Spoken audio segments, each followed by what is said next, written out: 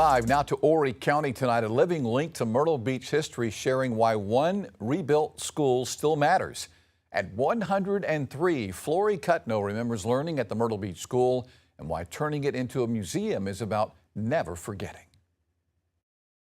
I'm glad it's here because it make you remember. After 103 years living, Florrie Cuttino remembers her time as a child almost like it was yesterday.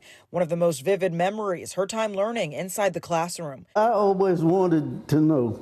I was one of them kind of children. I wanted to know. The opportunity to educate oneself was not easily accessible to the black community a century ago.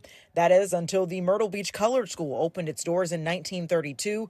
Cuttino taking advantage of every second of learning. We couldn't talk in there. You couldn't say nothing. When those teachers would come and teach, I took it in because I wanted it.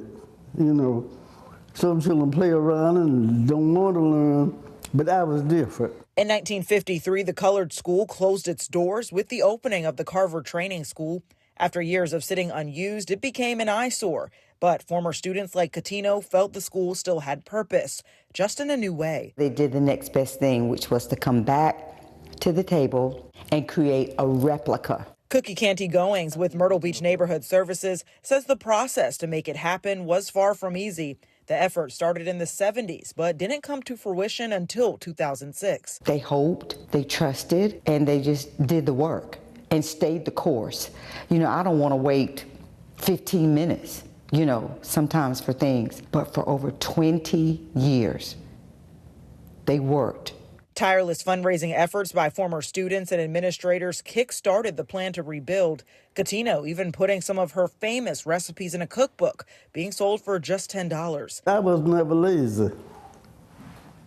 I always believed in doing something. The money raised was used to furnish the new museum and establish its historic marker. And a more than $300,000 investment by Myrtle Beach City Council led to the rebuilding.